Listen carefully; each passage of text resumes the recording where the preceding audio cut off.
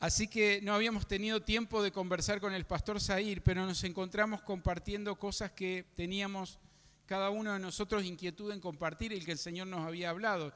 Y venía hablando hoy en el auto con el pastor Alfredo, José Alfredo. José Alfredo es como de novela, ¿verdad? Alfredo, Alf.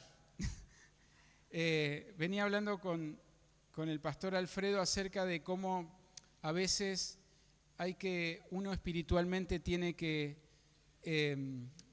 discernir las convocatorias. Es decir, me gustaría que usted se vaya esta noche de acá con la respuesta de por qué vino acá.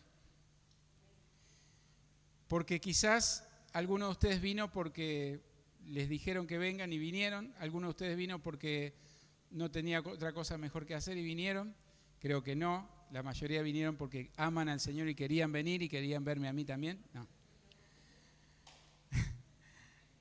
Pero creo que todos han venido motivados por algo. Y es encontrar en lo que el Señor nos tiene para darnos, es encontrar un alivio, es encontrar una respuesta, es encontrar las cosas que Dios tiene todos los días para darnos. Porque no es este lunes, sino será mañana también en su vida personal con el Señor, en su relación personal con el Señor. Será el miércoles con las actividades que tengan, será el jueves con la actividad. Pero siempre, permanentemente, tiene que haber en su vida un hambre por el Señor. Y rescato esta palabra hambre porque es una palabra que tiene mala prensa. El hambre es algo negativo en todo el mundo. Cuando uno habla de hambre lo relaciona con pobreza. Sin embargo, Dios está enviando un hambre a la tierra por su palabra y por el conocimiento de Él. Y bendito sea el hambre por Él. Amén. Pero es necesario que nosotros descubramos que la vida del Señor es algo activo, dinámico, que fluye y de poder. Y esto les comentaba acerca de lo que no conversamos con el pastor Zahir, pero que después terminó sucediendo, que fuimos impartiendo y parecíamos que estábamos articulados en algunas cosas. Y una de las ministraciones que yo tenía para compartir, en un momento el Señor me habla de compartir otra cosa y porque el Señor tenía eso para que lo comparta el pastor Zahir. Así que lo terminó compartiendo él, yo lo tenía en el corazón, el Señor me habla de otra cosa en el momento, pero después termino yo, me siento y el pastor Zahir arranca con esta historia que yo quiero compartirles esta noche. Pero quiero centrarme en que la vida del Señor en nosotros provoca cosas que son mucho más que el conocimiento teórico o conceptual.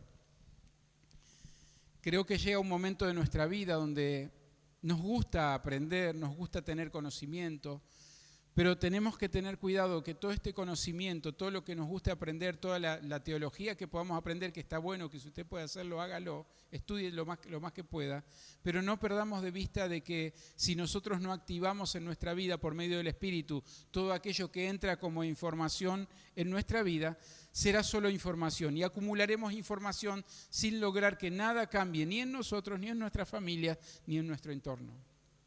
Entonces entender que todo lo que nosotros recibimos como información que viene de parte de Dios, pero que si nosotros no lo activamos para que sea algo que provoque algo en nuestro entorno, entonces se quedará solo como información. Y hay una historia en las Escrituras que 3 de los evangelios la relatan, la historia de 4 amigos que llevaron a un paralítico delante de Jesús. Y en realidad uno de los evangelistas no dice que eran 4, pero bueno, otro dice que sí, que eran 4. Así que tomemos como que uno aportó más información. Y este es el caso de Lucas. Lucas capítulo 5, versículo 17. Dice, aconteció un día que él estaba enseñando y estaban sentados los fariseos y doctores de la ley. Detalle importante. Aconteció un día que él estaba enseñando, Jesús, y estaban sentados los fariseos y doctores de la ley. Estaban los fariseos en la primera fila. Ellos amaban los primeros lugares. Ellos querían estar siempre en el lugar de la acción, en los primeros lugares y sobre todo para juzgar. Y dice, los cuales habían venido de todas las aldeas de Galilea y de Judea y de Jerusalén Y escuche lo que dice ahí. Y el poder del Señor estaba con él para sanar. El poder de Dios estaba con Jesús para sanar. Mire, él estaba en una convocatoria que en estudios he aprendido que esa casa a la que le rompieron el techo era la misma casa de Jesús. Jesús tuvo 3 lugares donde vivió. Uno en Belén, de chiquito. Después fue a Nazaret. Dígalo con confianza. Ahí está, Nazaret. Muy bien. Leemos la misma Biblia, estoy tranquilo. Entonces fue a Nazaret. Y después a Capernaum. Y en Capernaum Jesús tenía una casa. Él no vivía en la calle. Y entonces algunas traducciones del original toman esta porción y mencionan que era la casa de Jesús. Entonces él un día abrió las puertas y empezó a enseñar. Y se llenó de gente. Se le llenó la casa de gente. Y dice que él estaba enseñando y que estaban los doctores de la ley, o sea que el nivel de la enseñanza que Jesús estaba dando era un nivel elevado. Él estaba enseñando. Ustedes saben que cuando Jesús enseñaba en diferentes maneras. Jesús leía los ambientes, leía los públicos, él sabía qué decir y cuándo decirlo, y él sabía cuándo no decir nada. Algo que nosotros tendríamos que aprender. Él sabía cuándo hablar y cuándo... ¿Vieron que está esa gente que dicen, yo soy frontal, yo digo lo que pienso? ¿Pero quién te mandó a decir lo que pensás? A veces dicen, yo digo lo que pienso y arruinan toda una amistad. Me parece que más vale decir lo que pienso es pensar lo que digo, ¿no? En eso estamos de acuerdo. Y entonces estaban estos fariseos en primera fila, como expectantes a ver qué iba a decir el Señor, y dice que el poder del Señor estaba sobre él para sanar. El poder del Señor estaba sobre él para sanar. Es increíble que después de haber predicado y enseñado, porque estos 4 llegaron tarde a la reunión, ¿no? Los 4 que venían con este amigo llegaron tarde a esta reunión. Así que después de haber estado enseñando, habiendo gente en primera fila, ninguno había hecho lo necesario para movilizar ese poder sanador que estaba sobre el Señor.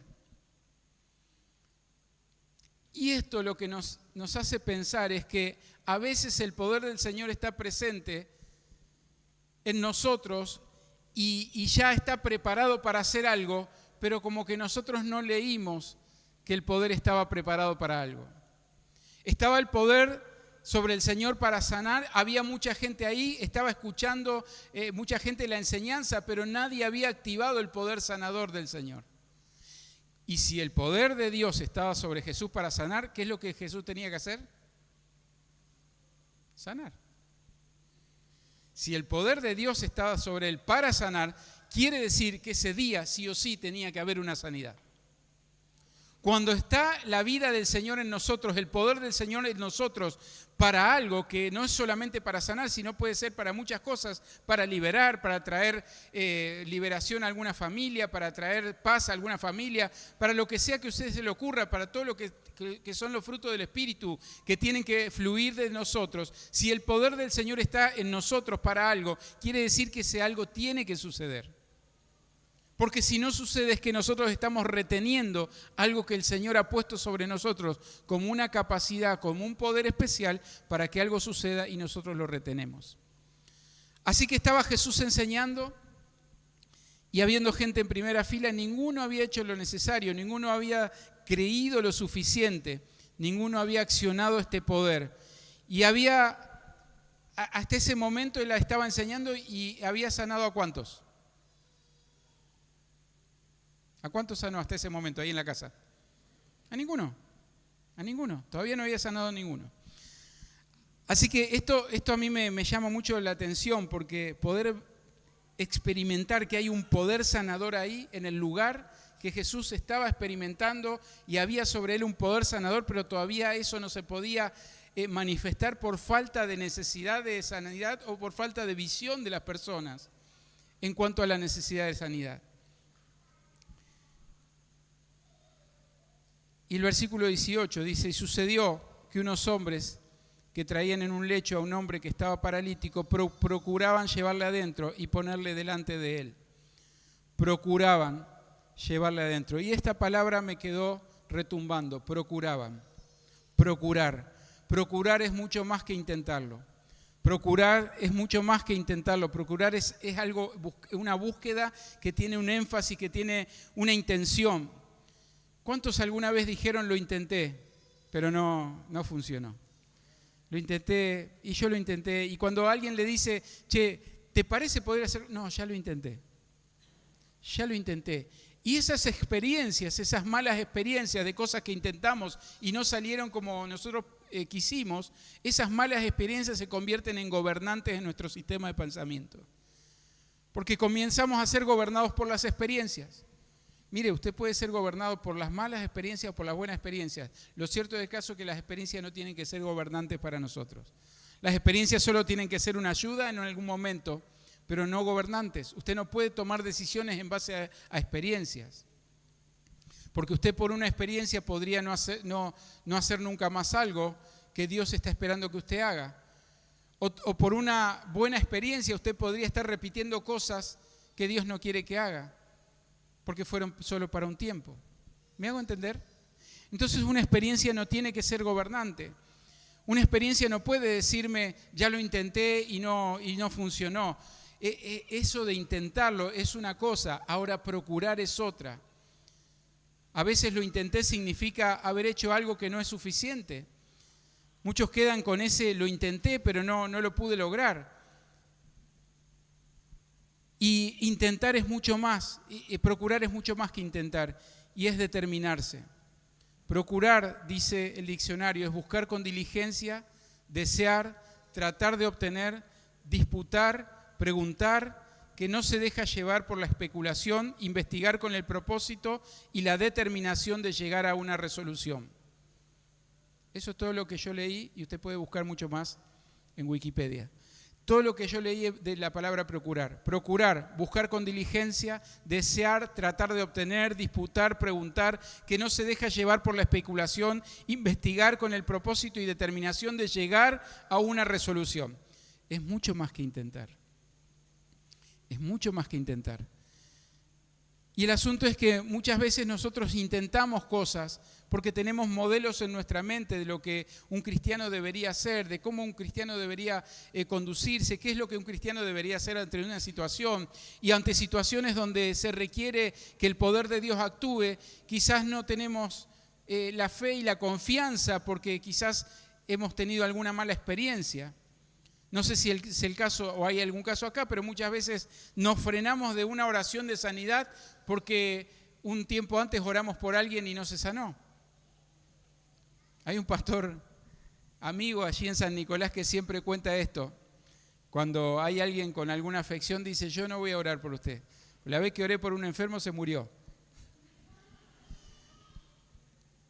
Y entonces yo le dije, ¿y entonces se sanó? No, dice, se murió. No, se sanó, porque él murió, se fue al cielo y en el cielo no hay enfermedades. El milagro se hizo. Algunos intentan, pero estos 4 estaban procurando. Llegaron tarde a la reunión, no voy a decir como algunos porque no da. Llegaron tarde a la reunión porque estaban trayendo de lejos a uno en una camilla. Mire, antes no estaban las ambulancias, todo lo que nosotros tenemos hoy que facilitan la cosa. Tenían un paralítico, un peso muerto en una camilla para llevar entre 4 en una distancia que requería un sacrificio, pero ellos tenían una determinación. ¿Quién va a tomar una determinación de ese calibre si no sabe que llegando al lugar va a haber un efecto y un milagro? Ellos tenían una fe inquebrantable, ellos sabían que estaban yendo al lugar indicado, ellos estaban llegando a este hombre sabiendo que iban a volver con este hombre caminando. Había un poder que ellos habían visto. Este poder que antes Lucas nos anuncia que estaba sobre él para sanar, ellos lo vieron. Vieron que había un poder para sanar y dijeron, acá vamos a llevar a nuestro amigo y se va a sanar. Pero cuando llegaron, se encontraron con otra situación. Versículo 19 dice, cuando quisieron acercarse, fueron impedidos por la multitud. Impedidos por la multitud para nosotros puede significar muchas cosas. La multitud puede representar el desánimo. Tantos comentarios que recibimos los pastores de personas que dicen, ¿sabe qué, pastor? Ya no me dan las fuerzas. Ya hablé tantas veces con mi esposo, con mi esposa, ya no sé qué hacer, oro de todas las maneras y no encuentro una solución. Lo intento y la verdad es que ya no tengo ganas de seguir luchando. No tengo ganas de seguir luchando. Y hay situaciones de matrimonios que se rompen a causa de no tener en cuenta lo que es procurar. A causa de no tener en cuenta lo que es haber visto el poder del Señor preparado para hacer un milagro. Matrimonios que se rompen porque lo intentan, pero solo intentan algo sin procurar, sin buscar con determinación que haya una transformación, que haya algo que cambie la situación, porque Dios tiene poder para cambiar toda situación. Así que ellos se encontraron con un impedimento. Y ellos llegaron a un punto donde podrían haber sentidose impedidos de avanzar con su propósito, con lo que ellos tenían en mente. Ahora, hablando de aquellos que se quedan sin fuerzas, qué bueno sería que en vez de tomar la determinación de abandonar, tomen la determinación de presentarse delante del Señor y decir, Señor, ya no me quedan fuerzas. Necesito que tú obres en este asunto. Necesito que por medio del Espíritu me des la estrategia, me des la visión, me des la sabiduría para poder enfrentar esta situación, porque sé que vos tenés poder para cambiarla. La multitud muchas veces representa nuestras ocupaciones. No pude, no tuve tiempo, me colgué, como dicen los jóvenes ahora. La multitud puede ser mi trabajo, mi jefe, el dólar, el gobierno, un líder que no me entiende, el pastor que no me escucha, que no me recibe. Todo esto puede representar impedimentos para llegar a lo que el Señor quiere hacer en nosotros. Pero es tremenda la enseñanza del Espíritu en esta palabra, porque ellos no se rindieron. El versículo 19 tiene una coma, porque dice, cuando ellos quisieron acercarse fueron impedidos por la multitud, coma.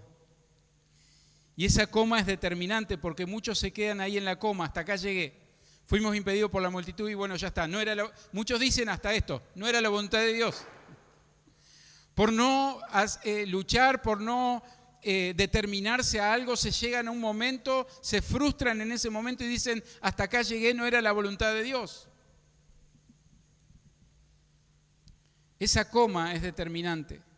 Llegar ahí y ser impedidos por la multitud puede significar muchas cosas para nosotros.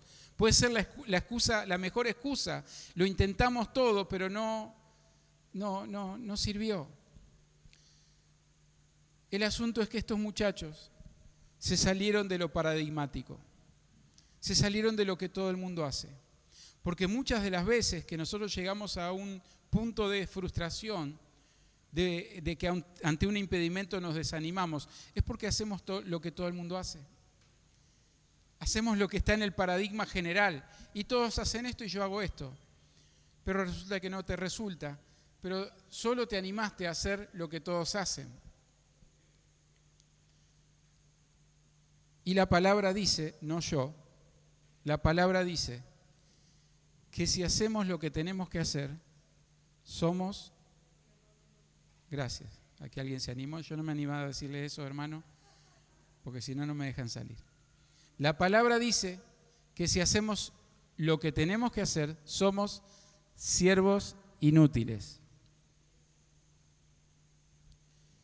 ¿Qué quiere decir esto? Que no es hacer lo que tenemos que hacer, que tenemos que hacer más de lo que tenemos que hacer. ¿Qué quiere decir esto? Es salir de lo paradigmático, de lo que todo el mundo hace, porque todo el mundo haría me incluyo, llegar a este lugar con mi amigo ahí paralítico, hay mucha gente, ¿no? ¿Sabes qué? No se puede. ¿Sabes qué? No.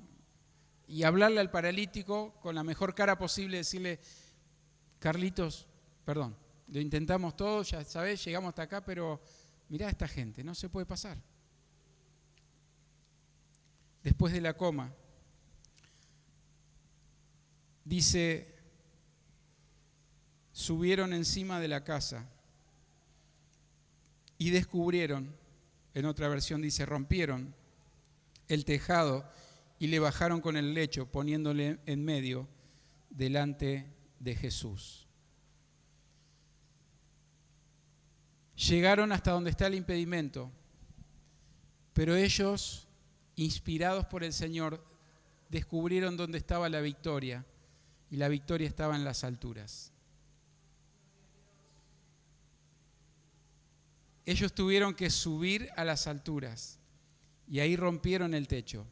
Subir, miren, subir con este muchacho paralítico no es cuestión fácil. Si no era fácil llegar hasta ahí, trasladando este peso, mucho más difícil sería levantarlo y subirlo arriba de un techo.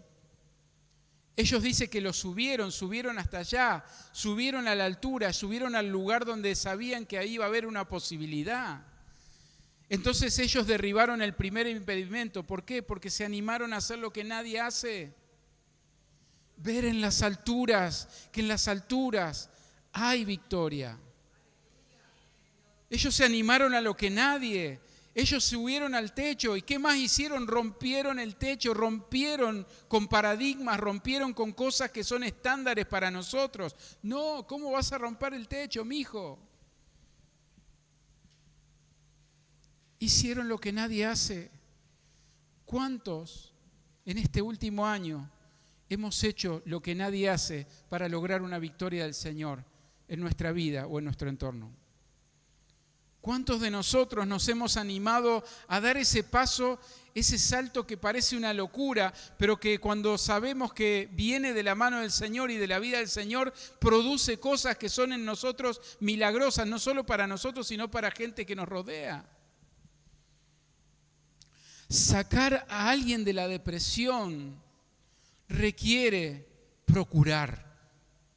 Requiere algo más que intentar. Sacar a alguien de la depresión requiere algo más que escucharlo un día, una llamada por teléfono o ir a orar a su casa. Sacar a alguien de la depresión significa meterse en su vida y comenzar a manifestar el poder de Dios, hacer lo que nadie hace, llevarlo hasta un lugar, llevarlo hasta las alturas, sabiendo que en las alturas siempre estará la victoria. Sacar a alguien de la depresión requiere más que intentarlo, porque vas a intentar y te vas a encontrar con que la persona le cuesta, con que la persona no puede. Pero sacar a alguien de la depresión requiere procurar, requiere una determinación, lo que estos muchachos tenían. Y solo te doy por ejemplo la depresión, pero hay tantas cosas que la gente necesita de nosotros, de la iglesia. ¿Qué hemos venido a hacer a esta tierra? ¿Por qué fuimos creados por Dios? Para ser autoridad, para derribar a Satanás, para ser autoridad en la tierra. Quiere decir que todo lo que pasa en la tierra, que está bajo el gobierno de Satanás, bajo principados y potestades, ya hay una victoria establecida en la cruz y nosotros tenemos autoridad sobre eso, pero nosotros tenemos que accionar esa autoridad.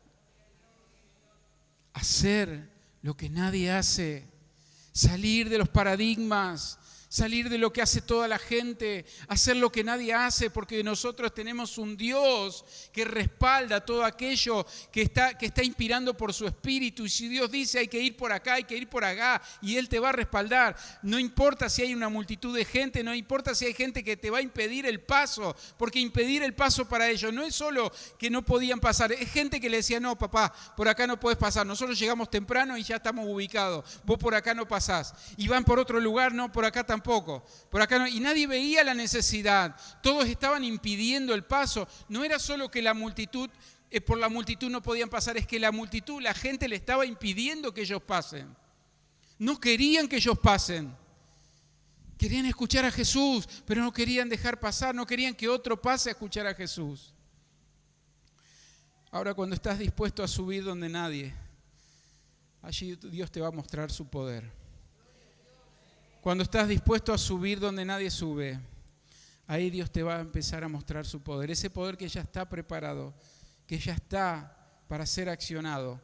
Pero cuando empeces a subir donde nadie sube, Dios te va a mostrar la obra terminada. Abajo había mucha gente. Estaban todos ahí, una multitud de gente que se quedaron en la coma. Que se quedaron en, hasta acá lo intenté, hasta acá llegué. Pero arriba había 4 muchachos que creyeron que en la altura estaba la victoria. Se levanta una generación en este tiempo en Santa Cruz, en Bolivia, que comienza a subir a las alturas, porque comienza a ver que en las alturas viene la sabiduría de Dios, comienza a ver que en las alturas viene el poder de Dios para ser manifestado, comienza a ver que en las alturas donde ya pasamos por alto toda la información, comenzamos a ver el poder de Dios en acción. Toda la teología, todo el estudio, todo el conocimiento se empieza a ver en acción, porque comenzamos a ver el poder de Dios actuando en las personas a través nuestro. A través nuestro. Hay tantas personas diciendo, Señor, te pido que tú gobiernes mi economía, que tú gobiernes mi familia, que tú gobiernes esto, lo otro. Y el Señor está diciendo, no, papá. Yo no quiero gobernar tu economía, no quiero gobernar tu familia, yo quiero gobernarte a vos y que vos puedas gobernar tu economía, que vos puedas gobernar sobre todo lo que yo te di para administrar. Porque el asunto es tener el gobierno del Señor en nosotros y nosotros saber gobernar sobre lo que se nos ha dado. Cuando nosotros subimos a las alturas, comenzamos a ver que Dios abre caminos en el desierto. Allí donde nadie se atrevió, Dios comienza a abrir caminos. Bendito sea el Señor. Y comienza el proceso del Señor y comienza una obra que será completada. Porque había otro impedimento. El paralítico debía ser reconciliado, debía restaurar su relación con Dios. Había otro impedimento, no solamente el impedimento de la multitud, no solamente el impedimento físico, sino que había otro impedimento para la sanidad. Versículo 20 dice, al ver él la fe de ellos, le dijo, hombre, tus pecados te son perdonados. Y esta forma que tiene el Señor tan extraña de responder a una necesidad. Cuando empezás a caminar en el poder del Señor y en el poder de su Espíritu, te empezás a acostumbrar de cosas que parecen extrañas, de respuestas del Señor que parecen no concordar con lo que estás pidiendo. Porque estaban bajando un enfermo, un paralítico, claramente se veía que era un paralítico, que no podía caminar y que lo habían traído para ser sanado. Y el Señor dice, tus pecados te son perdonados. Y entonces los amigos estaban ahí, pero lo trajimos para ser sanado. ¿Qué nos importa su condición espiritual? Nosotros queremos que se sane, es nuestro amigo, queremos que se sane, pero Jesús vio la prioridad. Dijo, hasta que no haya reconciliación con Dios no habrá sanidad. Hasta que no haya una operación espiritual en esa persona para ser reconciliada con Dios no habrá sanidad. El camino del Señor siempre es en las alturas. Siempre es en las alturas. Y nosotros debemos operar en las alturas. ¿Sabe por qué? Porque nosotros somos una iglesia celestial. Somos personas celestiales, somos personas espirituales, sentados en los lugares altos juntamente con Cristo. Mire, nosotros hemos sido destinados a estar en las alturas, a andar en las alturas. ¿Y las alturas qué quiere decir? Quiere decir todo lo que tiene que ver con el reino de los cielos que está viniendo a esta tierra. Toda la realidad del cielo que viene a la tierra por medio de la iglesia. Toda la realidad del cielo viene a la tierra por medio de la iglesia.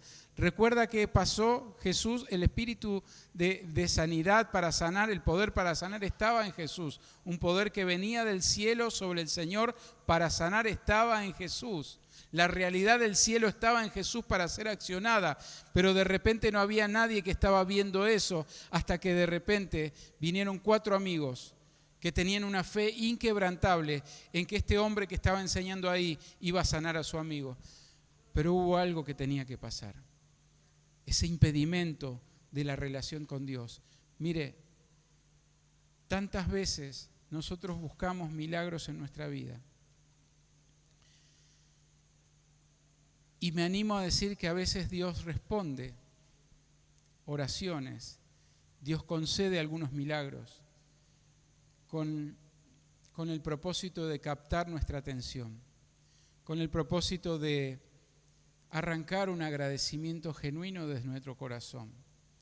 Pero tantas veces veo leprosos siendo sanados y habiendo sido sanado 10, vuelve uno solo a dar gracias. Y los otros 9 fueron sanados y siguieron con su vida. ¿Sabe qué pasó? No volvieron a estar leprosos. Porque a veces nuestro juicio evangélico puede decir, bueno, por desagradecido ahora van a ser leprosos de nuevo. No. Ellos fueron sanados. No volvieron a ser leprosos. Uno solo volvió a agradecer. Pero la vida de ese solo que volvió a agradecer fue la única vida que cambió. Porque los milagros del Señor no están a nuestra disposición para lo que nosotros queremos, sino para que haya una transformación de vida en nosotros. Cuando Jesús multiplicó los alimentos para 4,000 personas, después Él se fue para bordeando el mar y se fue del otro lado y la gente lo siguió. Y entonces Jesús, cuando vio la multitud que lo seguía, Él los confronta y le dice, ustedes me están siguiendo porque yo multipliqué la comida. Ustedes me están siguiendo porque yo les hacía una necesidad. Ustedes me están siguiendo por ese milagro que les solucionó un problema en el momento. Pero quienes me siguen tienen que seguir estas condiciones. Cuando Él empieza a hablar, la gente se empieza a ir. Toda esa gente que lo estaba siguiendo, que había recibido un milagro, cuando lo escucha hablar de las condiciones del reino, empiezan a desaparecer de a uno. Y en un momento, Jesús mira y se quedan los 12 solos, los 12 discípulos. Y Jesús dice, ¿ustedes también se van a ir? Y hay una palabra poderosa. Dice, Señor, ¿a quién iremos? Si solo tú tienes palabra de vida eterna.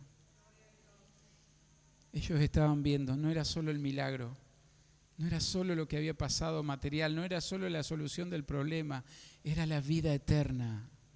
Era la vida eterna. Mire, termino con esto si quiere ponerse de pie. Compartía esto en La Paz.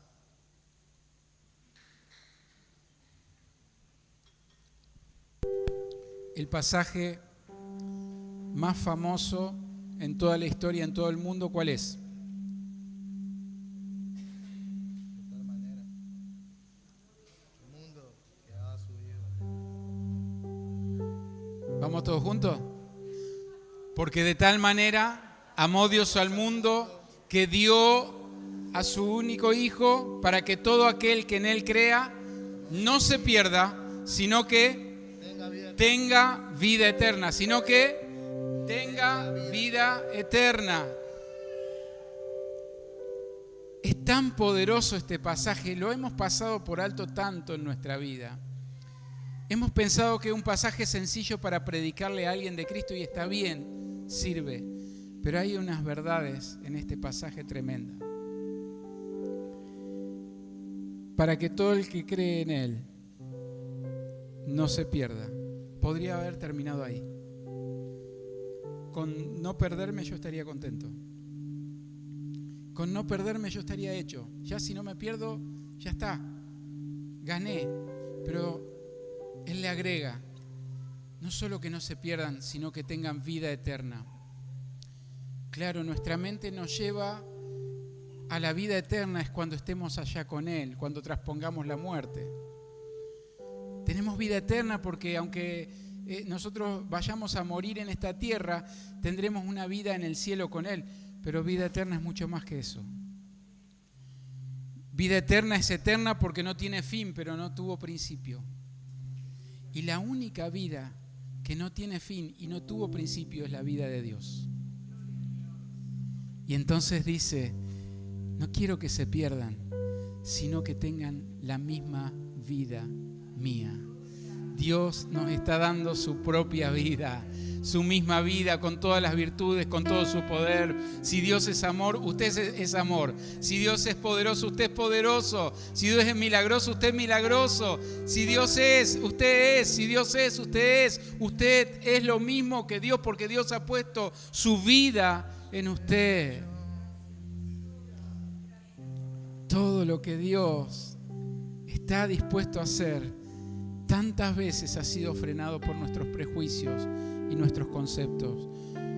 Pero hoy se levanta un remanente fiel, que le cree al Señor, que cree en su poder sanador, que cree en su poder liberador, que cree en su poder para restaurar, que cree en su poder de consolación, que cree en su poder que es ilimitado para transformar vidas, familias, ciudades, gobiernos. Hay una iglesia que le cree al Señor, hay una iglesia que está dispuesta a llevar la luz, hay una iglesia que está dispuesta a subir a las alturas, hay una iglesia que está dispuesta a ver el poder de Dios en acción, que está dispuesta a arrancar ese poder sanador del Señor para su gloria y honra. Levante sus manos por el momento y ministre al Señor, porque como iglesia necesitamos todavía resolver qué es lo que hacemos, qué estamos haciendo, quiénes somos para el Señor, qué es lo que tenemos que hacer. Pero se viene un tiempo donde dejamos de ver los impedimentos.